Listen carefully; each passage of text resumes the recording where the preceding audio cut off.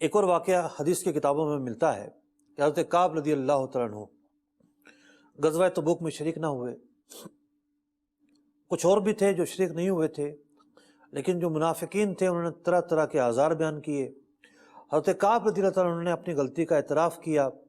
نبی اکرم علیہ السلام ان پر خفا ہوئے، 50 راتوں تک کرب میں مبتلا رہے. اللہ تبارک و تعالیٰ کا کیا پیغام آتا ہے اس بات کے منتظر رہے. جب اللہ تبارک و تعالیٰ کی بارگاہ سے انہیں معافی نصیب ہوتی ہے، سب سے پہلے رسول اکرم علیہ السلام کی بارگاہ میں آتے ہیں، اور آ کر جب اپنی اس نجات کا مدعا بیان کرتے ہیں، نبی اکرم علیہ السلام مسکراتے ہیں. اللہ اکبر. حال بگڑا ہے تو بیمار کی بنائی ہے. نبی اکرم علیہ السلام کی مسکراہٹ دیکھ کر انہیں کتنی خوشی ملی ہوگی، کتنی راحت پہنچی ہوگی.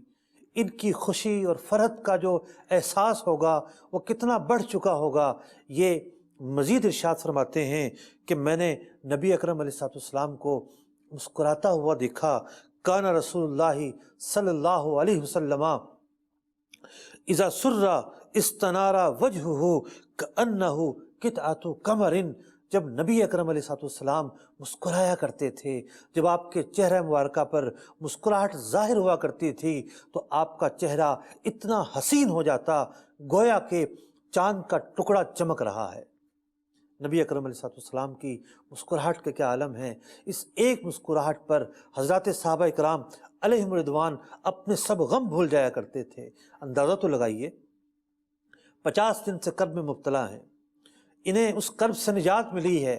یہ اپنا کرب بیان کرنے کے بجائے نبی اکرم علیہ السلام کا انداز مسکراہٹ بیان کر رہے ہیں.